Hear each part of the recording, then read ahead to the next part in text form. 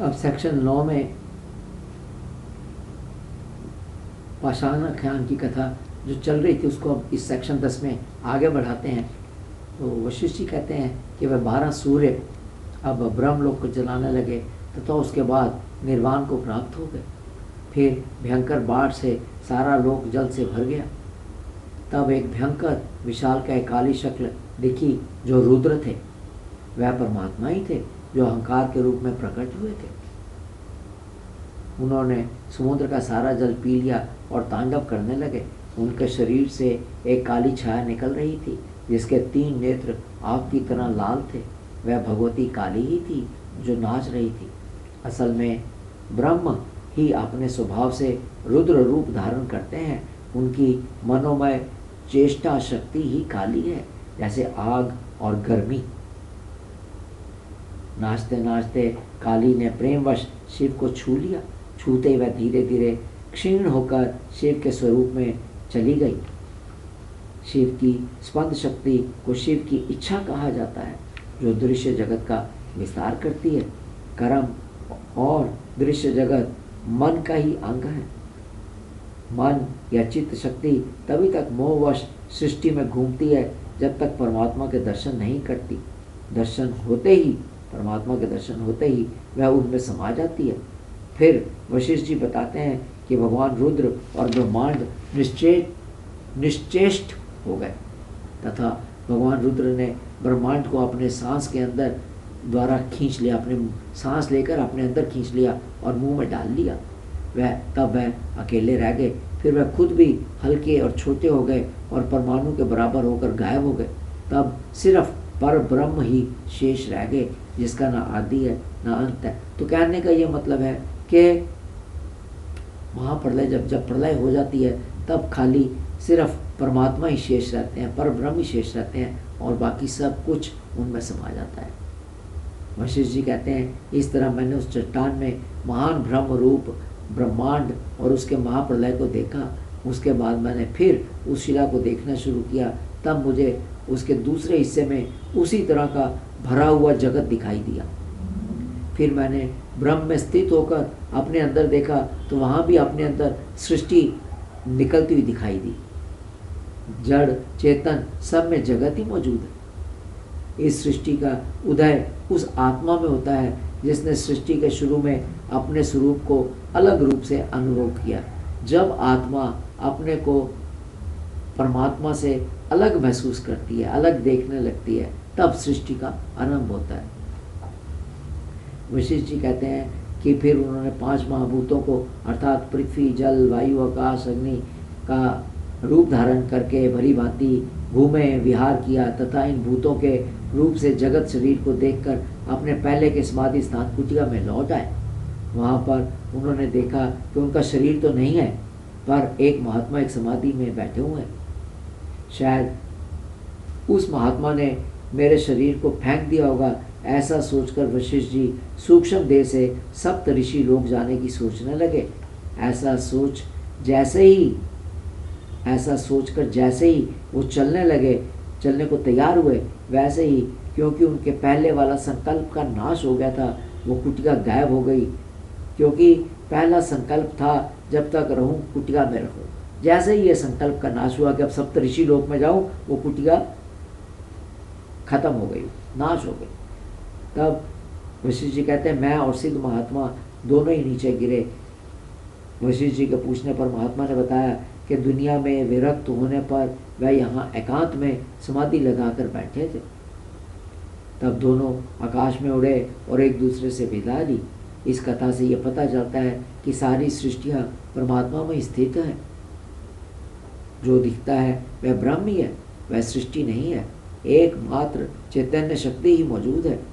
चेतन पुरुष इस जगत में जिस किसी वस्तु को जिस रूप में देखता है या समझता है, उस वस्तु को उसी रूप में महसूस करने लगता है। तो जैसे ही जीवात्मा किसी चीज़ के बारे में महसूस करेगा, सोचेगा, तुरंत अपने को वैसा देखने लगता है और वही सृष्टि बनती है। सब चीज़ें विष को अमृत समझने से अमृत लगती हैं।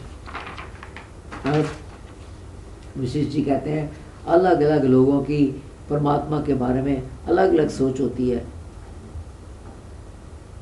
कुछ लोग कहते हैं जगत परमात्मा का सपना है, अतः सब भ्रम ही है।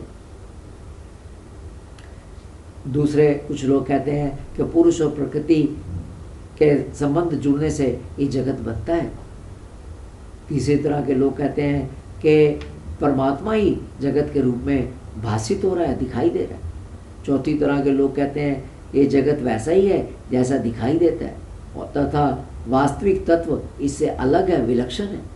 पांचवें तरह के लोग नास्तिक हैं, जो कहते हैं कि आत्मा की कोई सत्ता नहीं, जो कुछ भी है वो ये जगत ही है, बस नाश होने पर सब खत्म, आदमी मरा तो खत्म, कुछ आत्मा वात्मा नहीं है।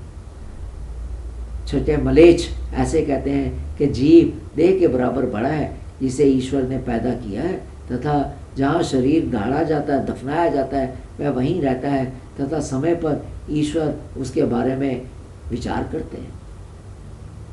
ये सब मत सर्वात्म परमात्मा में से अलग नहीं है। अपने मत के अनुसार प्रयत्न करने से सिद्धि ज़रूर मिलती है, अपने निश्चय पर अटल रहने से फल ज़रूर मिलता है। बुद्धिमान पुरुष को चाहिए कि वह श्रेष्ठ वस्तु के बारे में विद्वानों से विचार करके जो सिद्धांत स्थापित हो उसका पालन करे। अब श्री राम प्रश्न पूछते हैं कि कुछ लोग ये कहते हैं कि जब तक जिए, जब तक हम जिंदा हैं, सुख से जिए, क्योंकि शरीर जलने के बाद दोबारा नहीं आ सकता। उनके लिए शांति का क्या उपाय? वशिष्ठ जी कहते हैं जीव को कि जैसे पक्की भावना होती है उसी के अनुसार वह दुखी होता है या सुखी होता है। अगर ये सोच पक्की कर लें कि जगत सिर्फ परमात्मा का प्रकाश ही है, तब फिर दुख कहाँ रहेगा। ज्ञानी पुरुष ऐसा पक्का फैसला करके कि ये सारा संसार खाली भ्रम का ही है, इच्छाओं से छूट जाता है। चेतन तत्व ही पुरुष है तथा उसका कभी नाश नहीं होता। आत्मा का पूरी तरह उद्धार करने के लिए वासनाओं को पूरी तरह से नष्ट करने के सिवा कोई दूसरा उपाय नहीं है, और उसके लिए विवेक पूर्वक विचार करना बहुत ज़रूरी है। तो अगर शांति प्राप्त करनी है तब एक ही तरीका है कि विवेक पूर्वक विचार करके अपनी आत्मा का उद्धार करें और उसके लिए वासनाओं का नाश करें। जिसने वासनाओं का नाश किया, परमात्मा से चित्त जोड़ा, वो तो छूट जाएगा, शांति प्राप्त करेगा। बाकी लोग नहीं पाए, शांति नहीं प्राप्त कर सकेंगे। अब श्री वशिष्ठ जी से राम पूछते हैं। श्री राम कहते हैं कि जागृत और सपना दोनों एक समान कैसे है, अर्थात जो हम जगे हुए हैं या सो रहे हैं तो दोनों एक समान कैसे हैं। तो वशिष्ठ जी उत्तर देते हैं कि सपना टूटने पर जीव जागृत संसार में जागता है और पाता है कि नींद में देखे गए बंधु बांधव सब सत्य नहीं थे। जो हम सपने में देखते हैं, उठने पर पाते हैं कि वो तो वहाँ तो कुछ है, उठने में कुछ और है, सपने में कुछ और है। सपने वाला शरीर छोड़कर वह जागृत शरीर से तब जीव जुड़ जाता है। उसी तरह से जागृत संसार में जगा हुआ पुरुष मरकर दूसरे जागृत सपने को देखने के लिए दूसरा जन्म लेता है। जागने पर उसे विश्वास हो जाता है कि सपने में देखे गए दोस्त वगैरह सत्य नहीं थे। इसी प्रकार जागृत संसार से मृत्यु को प्राप्त होकर दूसरे जागृत में पैदा हुआ पुरुष पहले जन्म को याद नहीं रख पाता। हमें नहीं पता कि मेरा पिछला जन्म क्या था, हमारा पिछला जन्म क्या था। उसी तरह एक सपने से दूसरे सपने में गया पुरुष बाद वाले सपने में पहले वाले सपने को याद नहीं होती। तो सपना देखते वक्त अगर हम ये पहला सपना देख रहे हैं, उसके बाद दूसरा देखेंगे तो दूसरा ही हमें याद रहता है, पहले वाला सपना याद नहीं रहता। परंतु जागृत अवस्था की प्रतीति ग्रहण करता है। सपना देखने वाला जीव सपने में मरकर इस जागृत अवस्था में जागा हुआ कहलाता है, और इस जागृत में मरा हुआ जीव कहीं दूसरी जगह जागृत जगत में जागा हुआ कहा जाता है। जब हम इस शरीर को त्याग कर मर जाते हैं और दूसरे में जाते हैं तो उसमें हम जागे हुए कहलाते हैं। एक सपने से दूसरे सपने में स्थित होने से दूसरा सपना ही वर्तमान होने के कारण जागृत समझा जाता है। इसी तरह से जागृत में मरकर दूसरे जागृत में जगे पुरुष के लिए पहली जागृत अवस्था सपना हो जाती है, वो भूल जाता है। मेरा पिछला जन्म क्या था मेरे को नहीं याद। वर्तमान में सपना भी जागृत के समान ही प्रतीत होता है और बीता हुआ जागृत भी सपने के समान ही है। वास्तव में दोनों असत्य हैं, केवल परमात्मा ही सपने और जागृत के रूप में प्रकाशित हो रहा है। जैसे सपने में दिखने वाले पर्वत वगैरह परमात्मा ही है, क्योंकि जीवात्मा सपना देख रहा है। सपना कौन देखता है? जीवात्मा। हम सोए होते हैं, सपना जीवात्मा देखता है। वैसे ही जागृत में दिखने वाले नगर पर्वत वगैरह परमात्मा ही है। अतः इंद्रियों से विषयों का अनुभव करते हुए भी मन को वासना शून्य रखकर एकमात्र परमात्मा रूप होकर गाढ़ी नींद में सोए हुए की तरह स्थित रहना चाहिए। तो इंद्रियों से विषयों का अनुभव करते हुए भी हम कुछ खा रहे हैं, पी रहे हैं, विषयों का अनुभव हो रहा है, लेकिन मन को इच्छा से शून्य कर कर परमात्मा में स्थित रहना चाहिए। मन में कोई इच्छा नहीं होनी चाहिए। बस प्रारब्ध से जो भोग मिल गया, खा लिया, इंद्रियों से उसको भोग लिया, बस परमात्मा में स्थित रहना चाहिए। वासना शून्य हो, जीवित रहते हुए भी पत्थर की तरह मौन रहकर, तो इच्छाओं का त्याग करके पूरी तरह से पत्थर की तरह मौन रहकर परमात्मा में लीन होकर ही बोलना, चलना, खाना पीना चाहिए। हर वक्त परमात्मा में लीन रहे, तभी कल्याण होगा। श्री वशिष्ठ जी कहते हैं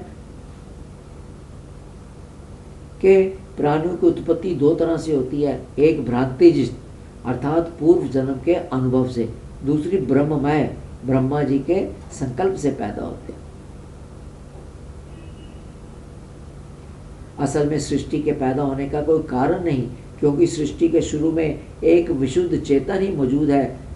तो इसलिए ना तो सृष्टि का कोई निमित्त कारण है पैदा होने का, ना कोई उपादान कारण है, इसलिए उसकी उत्पत्ति नहीं होती। परमात्मा जो संकल्प करता है उससे वह अपने को जगत रूप में जानता है। जैसे सपने में चेतन जीव ही नगर रूप से महसूस होता है, असल में वहाँ नगर वगैरह कुछ नहीं होता। सपने में हम नगर देख रहे हैं, नगर नहीं है, लेकिन वो चेतन ही उस वक्त जो जीव है वही नगर के रूप में महसूस होता है। वैसे ही अज्ञानता के कारण आत्मा में परमात्मा ही जगत के रूप में दिखाई देता है। सृष्टि के शुरू में जैसे ब्रह्मा जी प्रकट होते हैं, वैसे ही सैकड़ों दूसरे जीव प्रकट होते हैं, परंतु जो अज्ञानी है वो अपने को इससे अलग मानते हैं और वह दृश्य जगत को सत्य समझकर पहले मृत्यु को प्राप्त हुए थे और अब उनका कर्म से पुनः दूसरा जन्म दिखाई देता है। उन्होंने खुद ही देह रूप होकर अवस्तु को आश्रय ग्रहण किया। परमात्मा का स्वाभाविक रूप ही ऐसा है कि ये जहाँ जैसा समझता है तुरंत वहाँ वैसा हो जाता है। ये दृश्य ब्रह्म ही है। ऐसा ज्ञान हो जाने पर ये जगत शांत हो जाता है, जैसा सपने में जगत जग जाने पर नहीं दिखता। इंद्रियों को जीते बिना ज्ञान नहीं प्राप्त होता, उसके लिए मन का जीतना ज़रूरी है। और मन को जीतने के लिए निरंतर परमात्मा का चिंतन, ये पहली बात। विवेक द्वारा मन पर नियंत्रण, ये दूसरी बात। और स्वधर्म का पालन करते हुए श्रम और संतोष रखना, ये तीसरी बात ज़रूरी है। तो ये तीन बातें बहुत ज़रूरी हैं। परमात्मा का चिंतन, विवेक के द्वारा मन को कंट्रोल करना और अपना स्वधर्म का पालन करते हुए संतोष रखना। यहाँ ये समझना जरूरी है कि जीव परमात्मा का ही अंश है, परंतु अज्ञान के कारण दृश्य जीव की तरफ चले जाने के कारण वह जीव कहा जाता है। प्राण, कर्मेंद्रियाँ, ज्ञानेंद्रियाँ धारण करने के कारण जीव कहलाता है। वह भूलकर कि मैं ब्रह्म हूँ, जीवात्मा जब यह देखने लगता है कि मैं शरीर हूँ और ज़मीन वगैरह मेरा आधार है, तब वह उसमें पक्का विश्वास करके बंध जाता है। इस कथा को यहाँ समाप्त करेंगे। सुनने के लिए धन्यवाद।